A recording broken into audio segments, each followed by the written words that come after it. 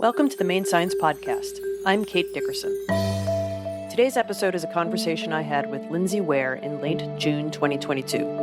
Lindsay is the founder of Science Dogs of New England, which has a fantastic tagline, Canine-Powered Conservation. Lindsay is a wildlife ecologist and in 2011 merged her conservation work and ecology expertise with her other passion, dog training, and has been doing cutting-edge work ever since.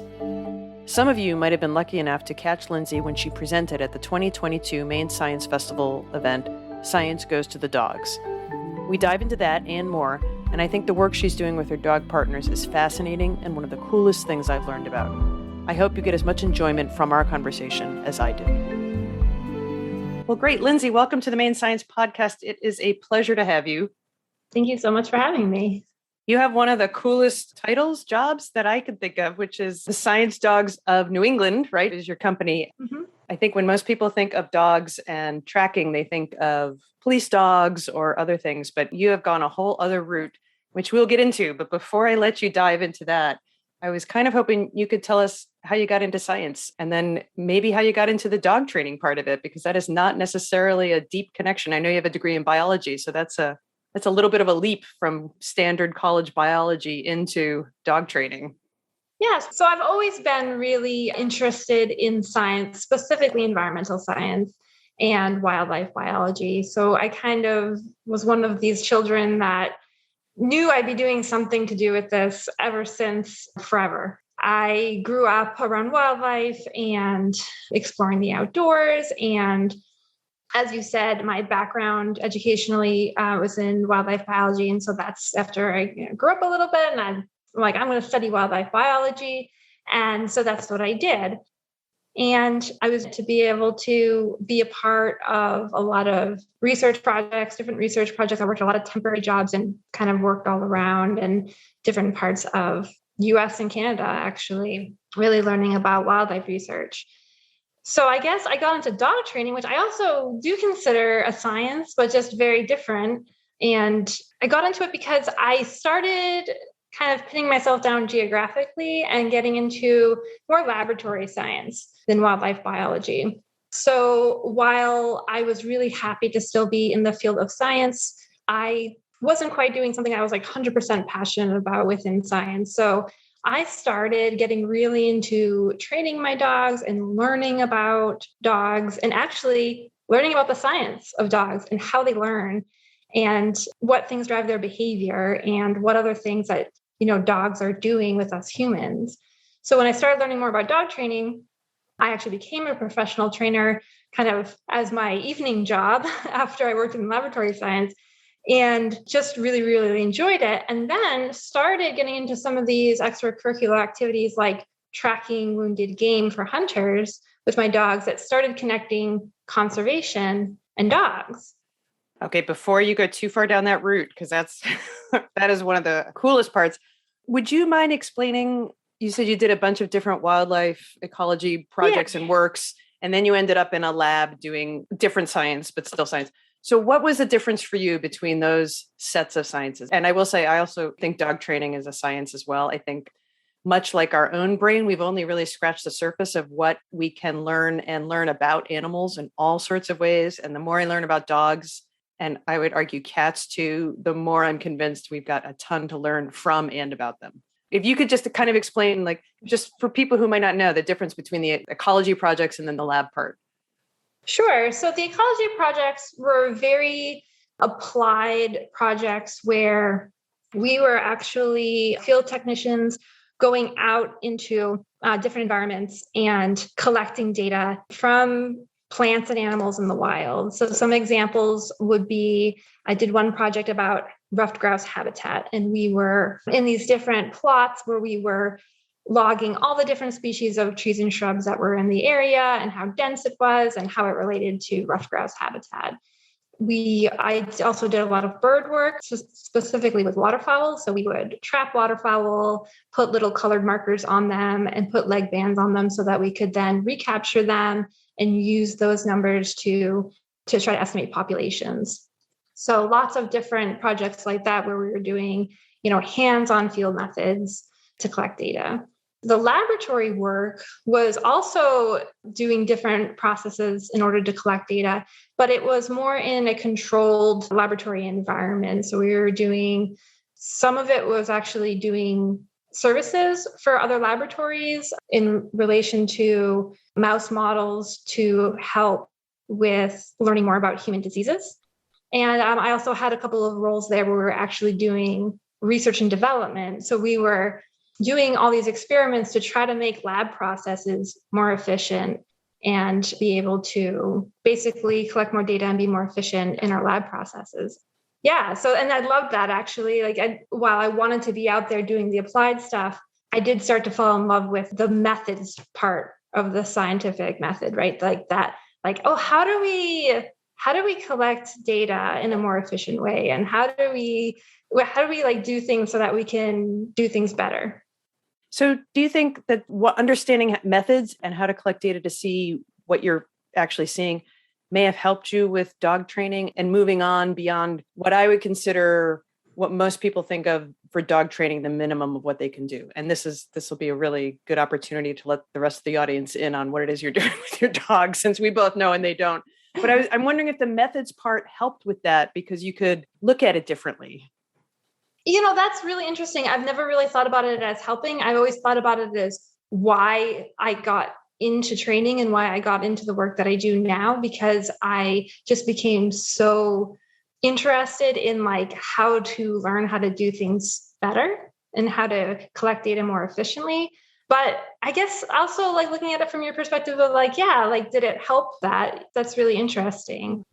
Yeah, it's all interconnected because if we want to segue into what I do now is I work with dogs in order to solve problems such as, we're not collecting enough data in this research project, and we need to maybe find a different solution and a different method of detecting data, of finding the research subjects that we need, or of identifying those subjects. And the method that I specialize in now is something that we like to call scent detection, or more specifically, conservation detection. Scent detection, you already kind of mentioned some examples. Even if folks aren't familiar with that term, I think almost everybody is actually familiar with scent detection, whether they realize it or not, because it's things like narcotics detection, human remains detection, explosives. It's a very, very similar process.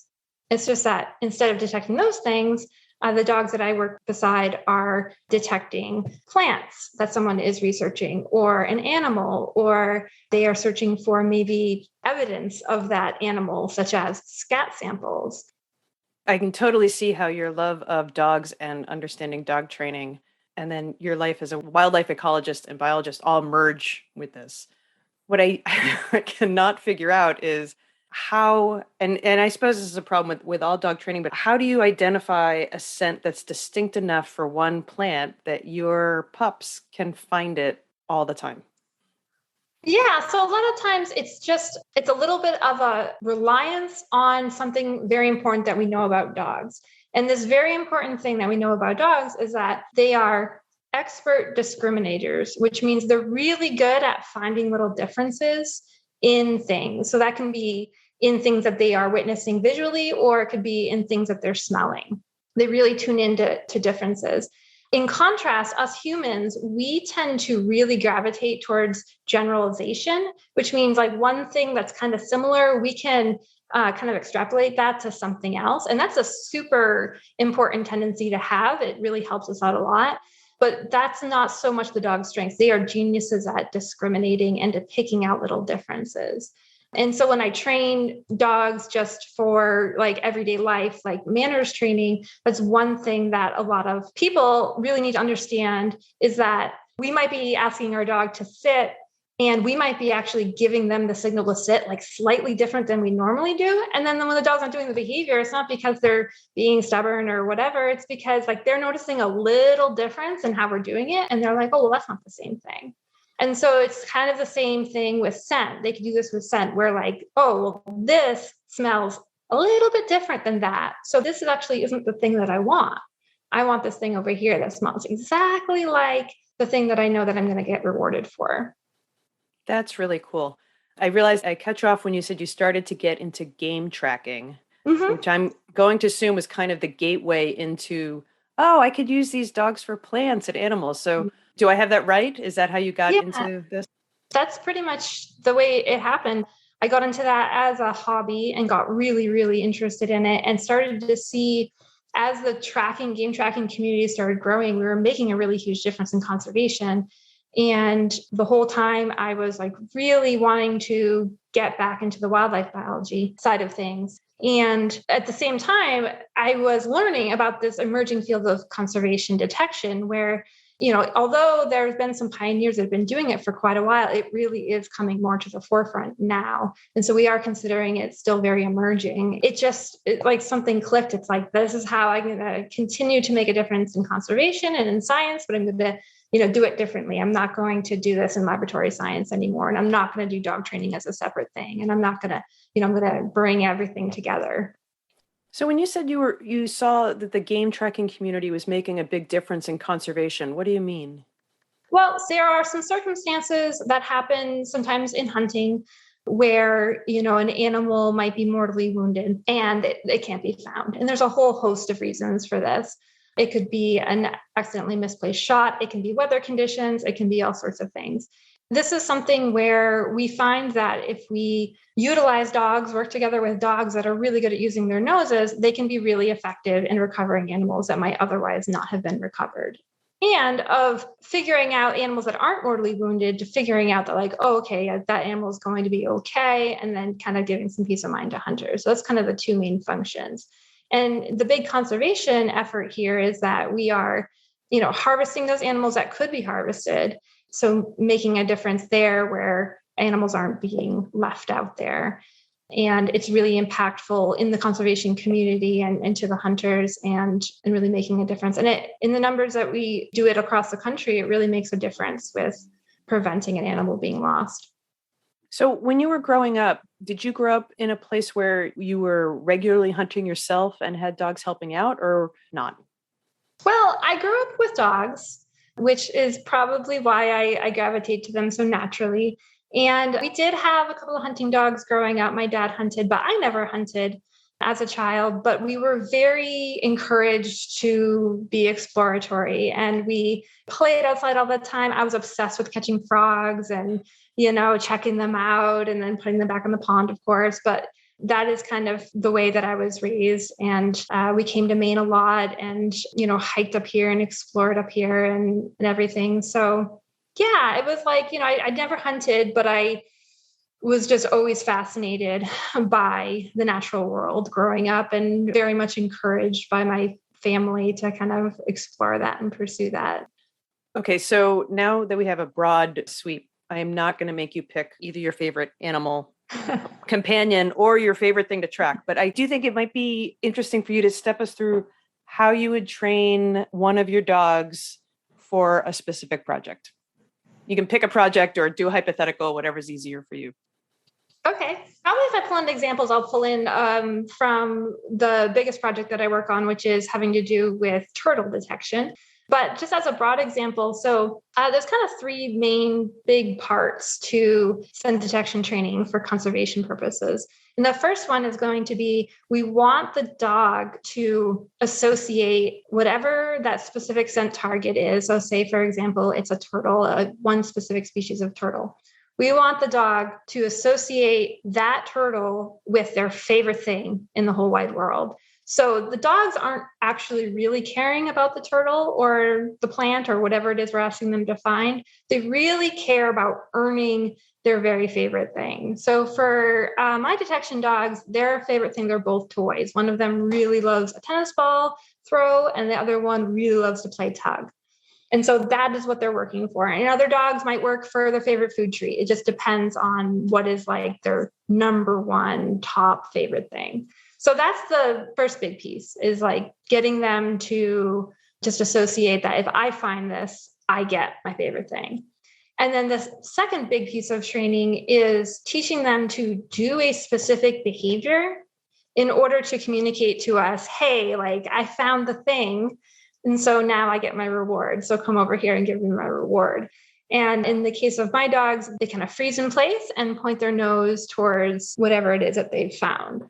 we teach them that if they found a target, they don't get the reward until after they do that behavior.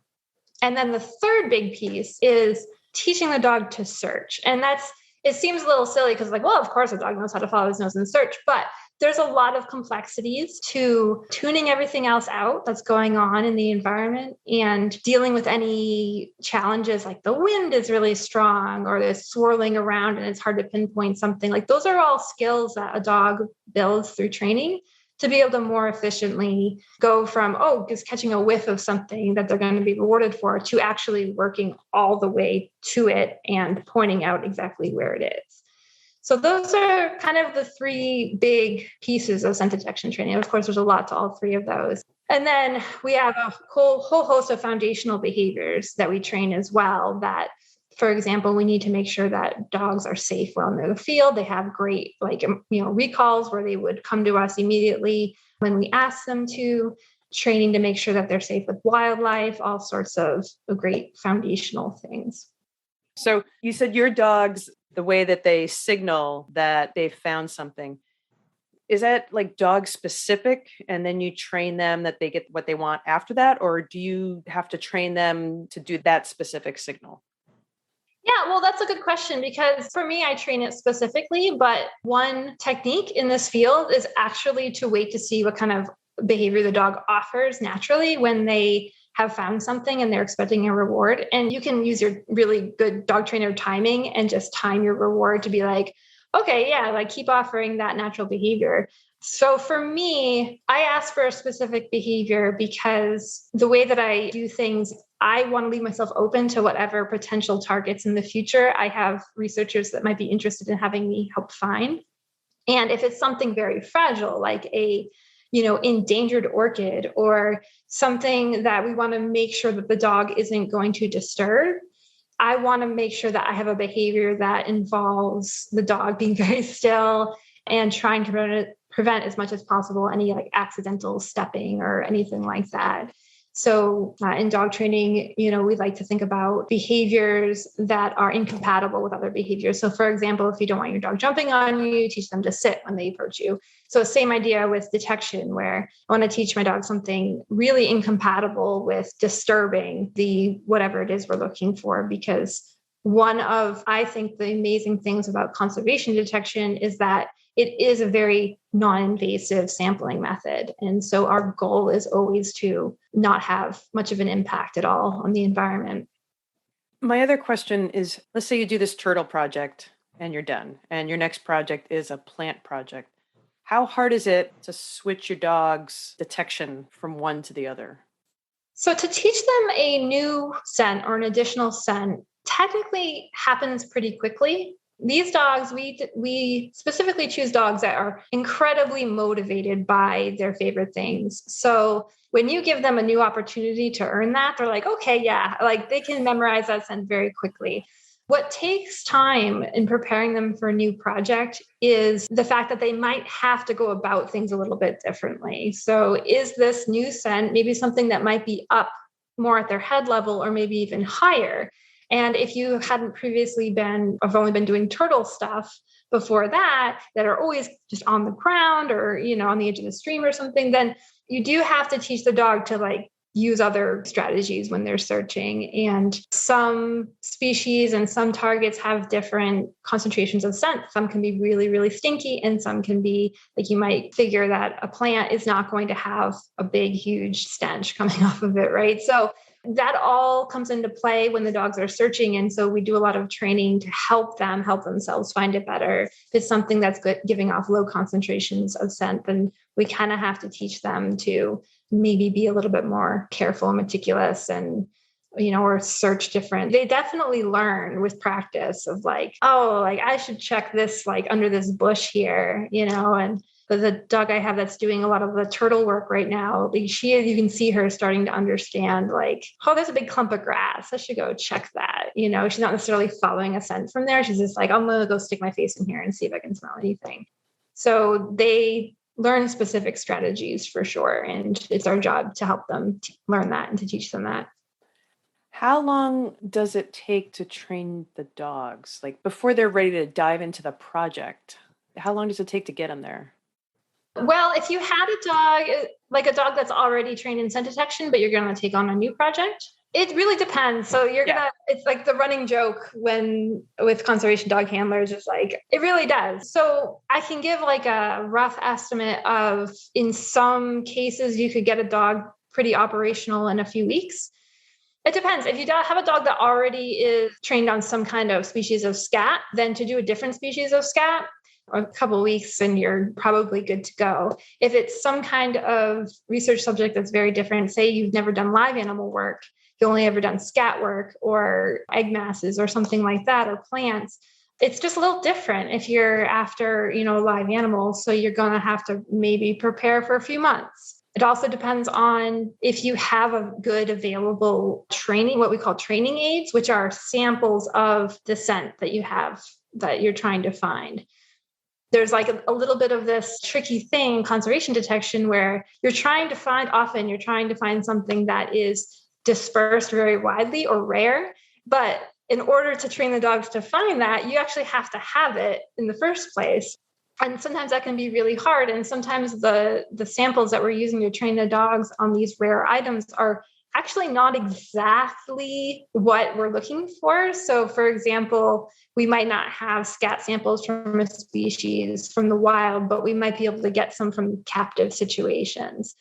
And those scat samples are going to smell a little differently because they're going to be eating different diets. So we're asking a lot of our dogs, actually, we are asking them to, as I was talking earlier about generalizing, we actually are asking them to do quite a bit of generalizing sometimes because we want them to make that leap. You're training them to do this really specific thing. And you just said, that's their superpower basically, is being completely on target. One more very specific question. I'm assuming you cannot train a dog all day long for weeks. Like they need breaks. This sounds like it's actually really mentally challenging work in all the good ways. So do you build in, like an hour here, an hour there during the day? And then there's that, maybe then you do the other foundational stuff and they just get to be dogs, for lack of a better phrase. I mean, how much can you really pound out the training with a dog per day? You're right. We don't want to burn them out. And it is very mentally taxing for dogs to learn this stuff. Like generally, if I'm preparing for a project and I really am on kind of a timeline, I'm not doing more than one session a day. Typically, I could do two if they were short, depending on what we were doing. But I would do a scent detection session. And then maybe if I had to do brush up on foundational work, or what we traditionally call obedience, then I could do a short session of that. But you're right. It's very mentally taxing and we don't want to burn the dogs out. And the other thing that sounds like maybe you're alluding to is when we're actually deployed and we're getting them to work, they are working for several hours. And that is not something that you can just go from a couple training sessions a day to be, okay, now we're going to sniff continuously for 4 hours. It's something that you need to build them up to physically because we don't want them to hurt themselves. And we can't go from not having a lot of exercise to a lot of exercise. And we have to build it up mentally gradually so that they are, number one, not getting themselves burned out, but number two, not getting bored or confused because, we're asking them to search for something for 20 minutes in a controlled setting at the training facility. And then suddenly it's like, wait, now I'm supposed to sniff for 4 hours before I even find one of these things. So that is part of the training, is to build up that search stamina, making sure that we're learning the dogs so we know when we need to give them breaks. And, making sure that they stay happy and motivated. And there's so much to, making sure they can do their jobs by kind of protecting them and making sure we're not setting them up to fail. So I was lucky enough to sit in on your session at the festival this year in March.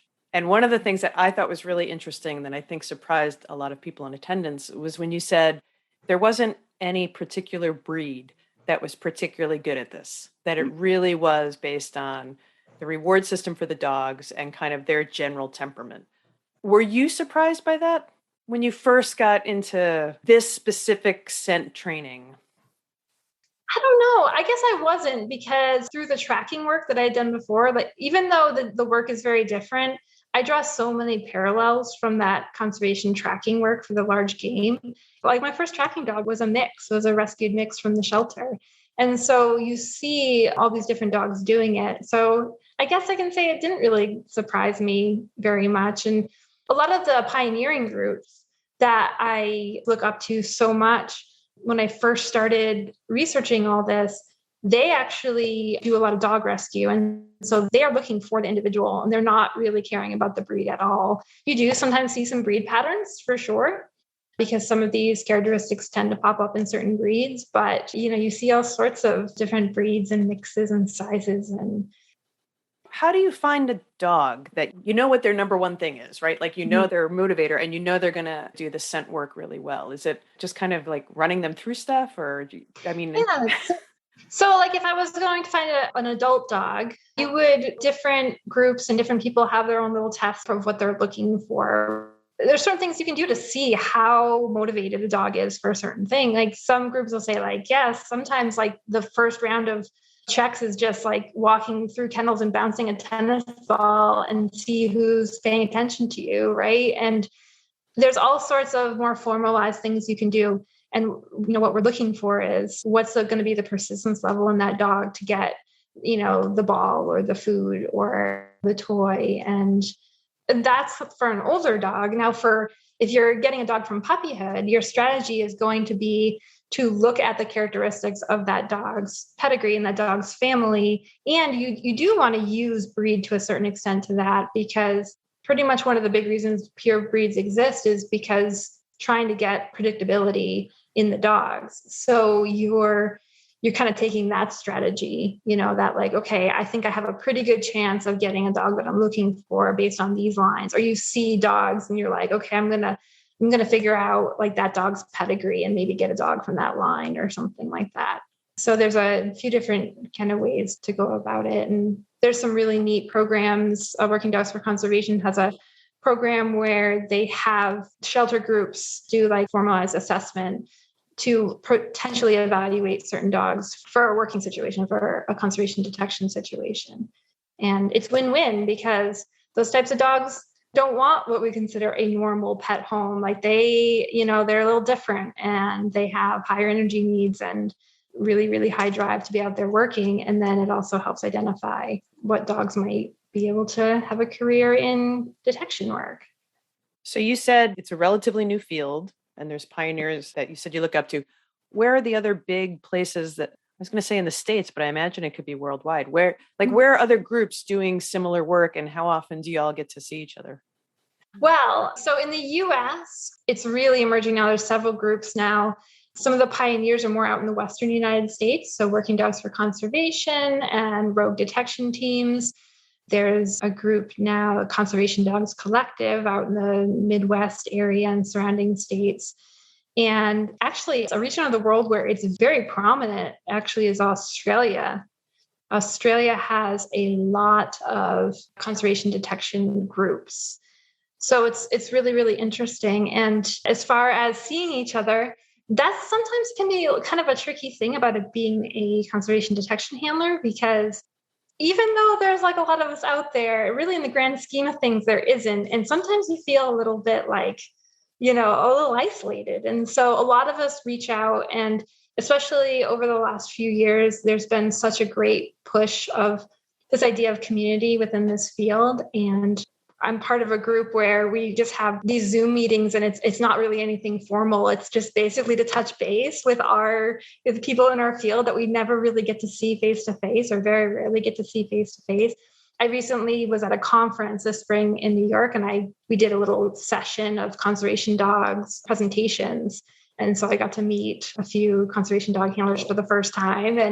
And so we do what we can in order to try to network and to connect with each other, because we're a little spread out, especially in the US. And well, also by virtue of what it is you do, you need to be closer to wilderness to actually do your job, right? So there's only, you can't be all in the city to make this happen. So that's true. Like I said, I'm not going to ask you about a favorite project, but do you have a project or two that you were, I don't know, surprised, mystified, intrigued by, that you were able to make work that you weren't sure would happen? And I realize how vague everything I just said is, but. Well, I don't know. I don't know about like mystified about making it happen, but I would love to talk about the turtle project that I'm involved in, because I've gotten really, really involved with it over the last few years. And actually, I think this is my 4th season working on it. So This is the Maine Wood Turtle Project, which is a long-term research project that's been going on in Maine through the Center for Wildlife Studies. And they were studying wood turtles before I ever got involved with them. But we started a collaboration almost 4 seasons ago now. And it was intended to be a little bit of like a trial because we searched the scientific literature and really couldn't find much about scent detection for this species of turtle called wood turtles. And they are a species of special concern here in Maine, and they're really interesting. So often we think about turtles and they're sitting in a pond, sitting on a log or something like that. But these guys have a very large chunk of their life cycle in a terrestrial phase.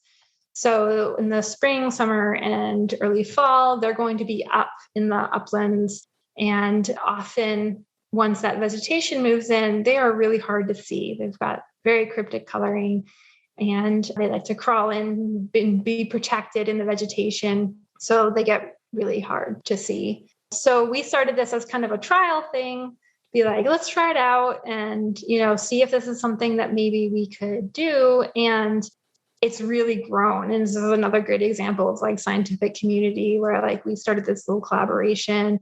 Oh, maybe we could write a paper, and then it kind of morphed into like, let's, teach some courses about this and let people know what we're doing. And, let's add this part of this project. Let's try to detect their nests, wood turtle nests. And so that's actually the part we're working on now. So it's really, really, really grown. So how big do wood turtles get? I don't know. The big males can be, I want to say like 10 inches long or so. Just kind of picturing it in my head. Maybe pretty big, but super, like you said, cryptic coloring, so hard to find. Yeah, for sure. And these are, like a lot of turtles, these are a slow growing species. So, I mean, you have like a 10-year-old turtle that's like this big, that's an adult, and that's like a 25-year-old, that big 8 or 10 inch turtle is like 20, 30, 40 years old. Right. So yeah, the smaller juveniles can be very hard to find. And even the big ones, like I've had dogs alerting, which is what we call like that behavior to like, hey, it's right here, or an indication. And we'll be like, I don't see anything. And the dog's like, it's right here. And it's just amazing how much they can blend in. They have cryptic coloration, and they're really good at wedging themselves into hiding spots. And you can be looking right at it and be like. So as part of this project, both identifying numbers, but also the ideal habitat for them? Well, we keep adding things every year. Well, yeah, I realized as I asked it, I was like, she said we keep adding things. So I think it started, so back when Dr. Cheryl Frederick and Dr. Matt Chatfield started this project, I think it was focused more on population dynamics. They were doing a technique called capture, mark, recapture, which means they mark the turtles in some way, and then they use that data when their turtles are recaptured to help estimate the populations. And they also, aside from just marking and then hopefully recapturing them, they also did some telemetry. So they would put a radio transmitter on a subset of them, and every week they're relocating them to find out about their movements. They've always had an element of studying habitat on that, but there's been much more of this because, like many species, their habitats are disappearing. So what we're really trying to understand is really what's the most important features of these turtles as far as habitat goes on a big scale, and also on a little micro habitat scale, where are they going to bask? Where are they going to lay a nest? What's the most important thing for them? So they are really doing a great job right now of trying to dive deep into some of those questions. And you said one of your dogs has been doing this. Has she been on the project the whole time? No. So we did a trial season project in 2019. That was just kind of like, is this something that we should pursue? And so we did that with one dog. Her name's Delta. Things went really, really well. And then the next year is when I added my dog Chili Bean into the group. And with Chili Bean, what we decided to do is, because we were really interested in publishing and like sharing what we were learning about detection dogs for wood turtles with other conservation groups and other conservation dog groups, is that we were really interested in exploring, like, how do we really document and assess this training in a really detailed and scientific way through the very beginning? And so we had this new dog on board. She was completely green. She was a young, 4 or 5 month old puppy. So we saw this great opportunity to completely document like the building of a turtle dog, right? So that was Chili Bean. And so we put her through this process, really laid out a detailed assessment. Like, how do you know a dog is ready to be in the field? How do you know some of these questions that we want to answer about training and assessing a dog and making sure they're ready? So we did all that with Chili Bean. And we also found through working with both dogs that there's this phenomenon of project matching with dogs. So there's some species that, and some types of projects that might be well suited to one dog versus another. And Chili, because we had working with a large area with this project, she was really, really well suited for this. So she's now become the primary wood turtle dog. Whereas Delta I use for more like more detail oriented projects where things are very, very small and you need to really sniff very, very carefully and not so fast. I love that you're doing two different kinds of science with this project, right? So you're doing the turtle science and then you're doing dog science to figure out. That's so cool. I did not expect that, actually.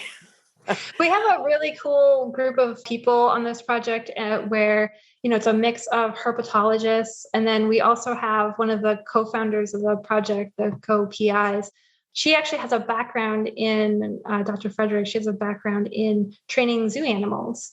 And so the team itself, even before I got involved, have this cool mesh of, applied wildlife research and animal training and, in zoos. And, if you really delve into animal training in zoos, this is where a lot of this comes from, where they're really big into the assessment and the documentation and, of the training process. So we're kind of drawing on all sides here with that. It's neat. So how much work are you able to do with the conservation dog scent part in the winter? My winters are busier than I always think they should be. I'm always like, winter, this is my time to relax. But there's so much continued education. Like, I've always felt like this about dog training. I've been a professional dog trainer since 2011 or so. And it's like, I'm never, ever going to stop having a learning curve. It's just all the time. And that's how it's always going to be with anything I do, the tracking training, the detection training. So that takes place a lot in the winter. There's a lot of grant proposal writing and making sure that data is entered. And there's just so many things to do in the winter, maintenance training with the dogs, making sure they're staying sharp, making sure they're staying fit, because you don't want them to get out of shape in the winter and then hurt themselves come spring when you're asking them to do more physically. Yeah. So there's no break. Okay.